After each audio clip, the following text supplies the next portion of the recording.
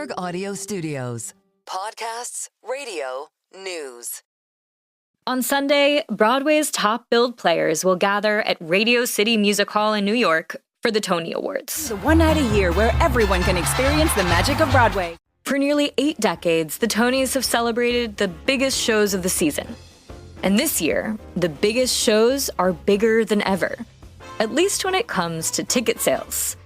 With audiences paying top dollar to see star-studded shows like Othello, Good Night and Good Luck, and The Picture of Dorian Gray, an industry trade group called the Broadway League reported that this season has brought in nearly $1.9 billion, making it the highest grossing in Broadway recorded history.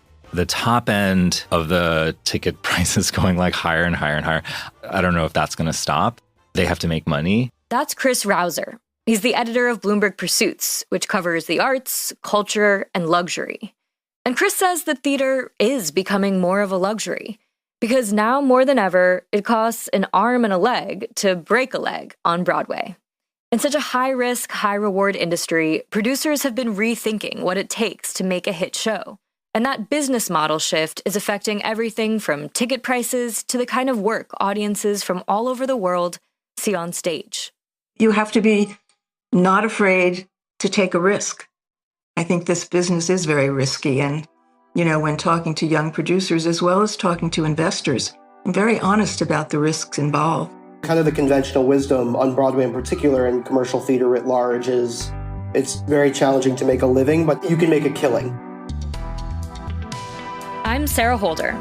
Today on the show, the big take goes to Broadway. I sit down with Bloomberg's Chris Rovzar and speak with 2 Tony Award-winning producers, Daryl Roth and Lucas Katler, about the economic realities changing the theater biz, what it means for tourism, for art, and for what you pay at the box office.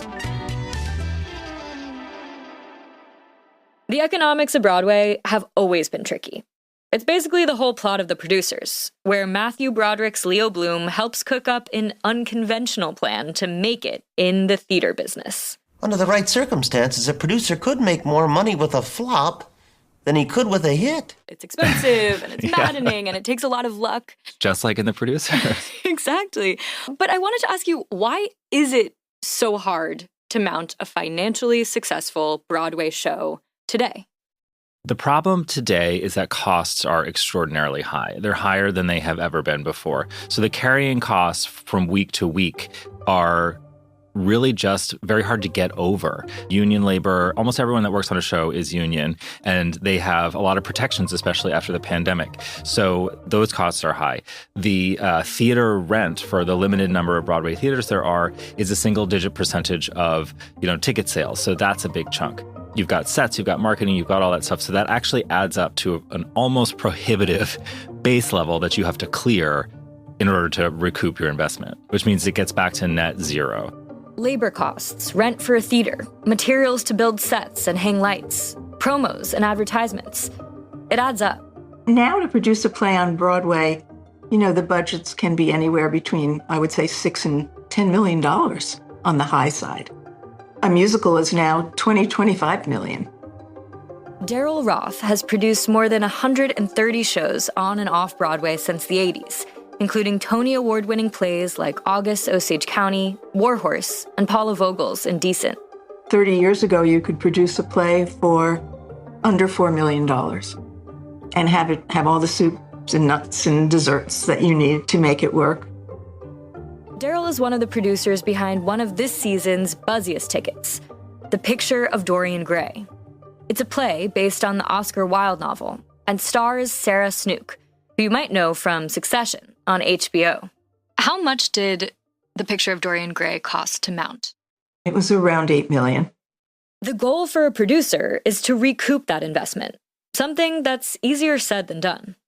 Lucas Katler, who's produced Broadway musicals like Merrily We Roll Along and Here Lies Love, says that's what makes bringing a show to Broadway such a financial high-wire act. When we spoke with him, he was inside a theater in London, in the middle of rehearsals for a new musical he's producing. Even the best shows, the ones that win Best Musical and really break through and find an audience, a lot of times those shows don't even make money. And so A Strange Loop is actually a great example of a show that I didn't work on Broadway, I worked on off Broadway, but it's by all accounts, an extreme critical success and a really well-regarded piece of art. But they haven't recouped on Broadway, for example. I mean, they closed early.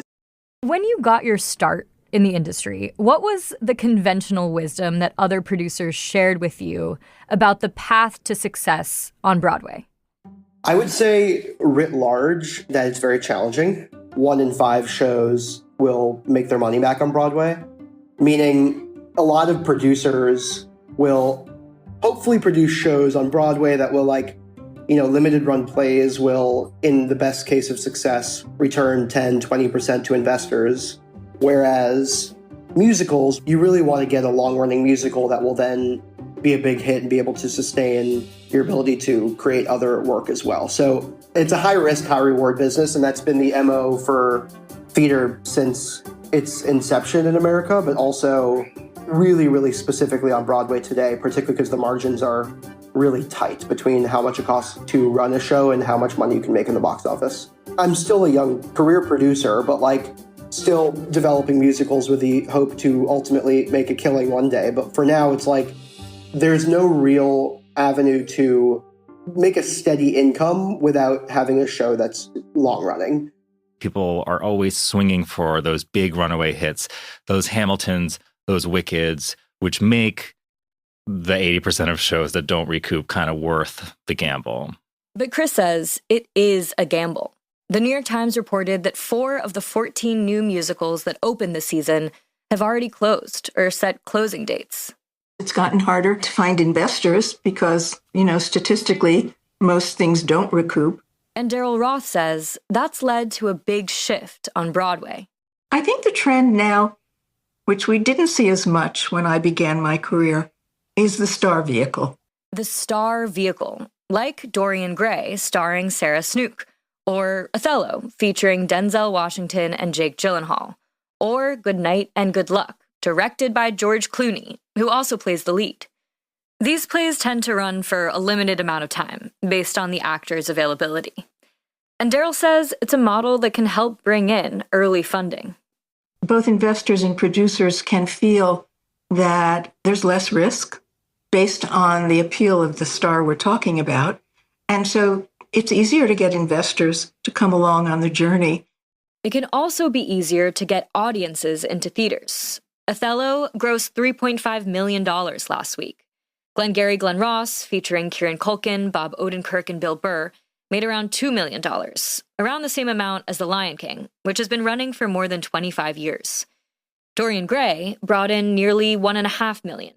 Good Night and Good Luck, which is on Broadway right now, starring George Clooney, has a big cast and is an expensive show, but it broke $4 million a week in ticket sales, which is a record, and that's a crazy amount of money. Part of the reason it's making that much money is because a seat at Good Night and Good Luck can run you between about $200 and $900. How the new economics of Broadway are landing with audiences. That's after the break.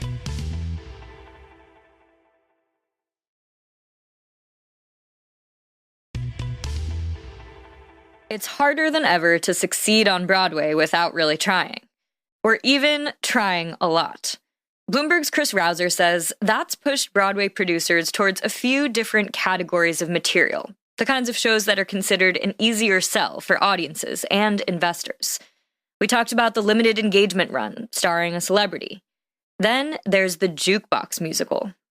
Musicals are the hardest thing to produce and make succeed. And so if you can build a musical based on an artist's catalog, like Cher or Bobby Darin is one right now. Tony Award winner Jonathan Groff is Bobby Darin in Just in Time. That has a built-in audience, so that's sort of viewed as safe.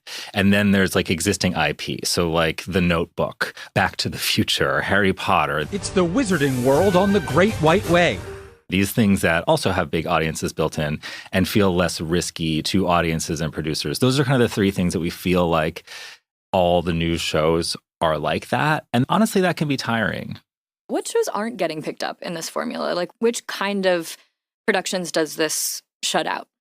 I mean, it shuts out a lot of original musicals. It's very expensive to put on an original musical or any musical, and it's very risky. It can be twice as expensive as a play. So there's only a couple new, sort of really new musicals that are on Broadway this season. And then people are very familiar with Shakespeare, Tennessee Williams. You see a lot of that sort of like Western canon stuff come back and back and back. Lately, it doesn't feel like you see a ton of new artists or artists of color or artists from a different background, international. So yeah, I can feel like that stuff is being squeezed out. It's also driving ticket prices up. So you'll generally see a show will start with some rush tickets or lottery tickets can be quite cheap. And then they'll start at $59, $79, $99 and go up into the 300s, maybe 400 for, premium seats right in the front. And that's very expensive. Some of the shows this spring, ticket costs were $800, $900. And that's a result of dynamic ticket pricing, which is the same as what airlines use and hotels use to book rooms. So it's not a person deciding that this show is worth $800. It is AI deciding that people will pay $800 to see a show. So we are breaking records in terms of what some shows are making. What does it mean for the economy of a city like New York, which is built around tourists coming to see shows, if the average tourist can no longer afford a ticket to an average show? I don't know if we're there yet, but... Yeah, so New York views Broadway as an important part of its tourism infrastructure. And when we were coming out of the pandemic, the city took a lot of steps to try to help Broadway get back on its feet. Because it's not just people going to Times Square. It's not just people who want to come see a show. Broadway is part of the appeal of New York. And when things like get too expensive and you can't come, that makes New York feel expensive. That makes you feel like that city is not for me. But nobody wants Broadway to be inaccessible for everybody. I bristle at the fact that some of the ticket prices for premium seats went, $800, $900 a ticket. I mean, that cannot be the trend. Producer Daryl Roth again. But interestingly, the average ticket price this year was about $130. That means those eyebrow-raising outliers are actually being balanced out by tickets to shows that have stayed more affordable. But whatever the price, audiences keep coming. So far this Broadway season, over 14.6 million people have seen a show. It's the first year that's gotten close to the industry's pre-pandemic attendance levels. We've had 91% capacity on Broadway, which is really wonderful. So things are looking up. And certainly everybody feels excited post-pandemic to see Broadway coming back. It means so much to the city economically, let alone those of us that just love the art form. It's part of the reason why Daryl says taking all those risks we've been talking about can be worth it, including supporting shows that don't fit the money-making molds producers have been leaning on more and more. It's hard to say what's commercial and what's not commercial before it happens. We've often been really surprised by things that we think aren't going to be commercial, and they are, and vice versa. So I say to people, just do what you love and be driven by what you respond to in the hope that other people will respond to that same story. The big example this season is Maybe Happy Ending. Did you see it? Yes. Yeah. Julia Press, our producer, and I actually saw it together, and we loved it. Yes. Wonderful show. Yeah. It's very original. It actually debuted in Korea and then came here, and it's a little magical show about two robots in a robot retirement home. And that alone sort of doesn't necessarily feel like, the great raw material for a musical. Not Shakespeare. Not Shakespeare. And it's just two people on a stage. It's kind of actually at the root of it, a small story. But the music is wonderful and the set is incredible and the story is lovely. And it just feels so fresh and original. I remember, actually, I'm getting goosebumps talking about it. When I saw it in previews, the set broke 3 times. And even so, everybody sitting there was like, we're seeing something. This theater's half full. We don't know if anyone's going to come see this show. And then it had such incredible word of mouth that it just built and built and built and built. And now it's selling incredibly well. You can't get tickets. Yeah. There's such a magic to that. Yes. We'll see whether the Tony voters agree. Daryl, of course, is rooting for Dorian Gray. Certainly, I believe Sarah Snook should win the Best Actress in a Play. I have obviously a personal belief in that, but I do believe she deserves that honor. Meanwhile, the producer Lucas Katler is pulling for Oh, Mary. I'm seethingly jealous of everyone involved in this show because it's doing everything that I love. It is such a joy and a romp while still showcasing the highest level of artistry that theater makers have to offer. But whatever happens on Sunday, Daryl says next Broadway season is sure to bring its own surprises. What's next for the industry? I think that this year has shown producers and audiences that you can take a chance on something that might be a little unique and out of the norm. That I hope continues. I'm sure the star vehicles will continue. There's no question about that. I think we'll see more smaller musicals being mounted, what I like to call chamber musicals. And I also think we'll see a trend to plays that appeal to a younger audience. Now that this year has shown that there is excitement and enthusiasm from, the younger theater-going audience, I think we'll all be happy to offer more good fare and keep that audience growing. I mean, we must, otherwise, we'll be out of business.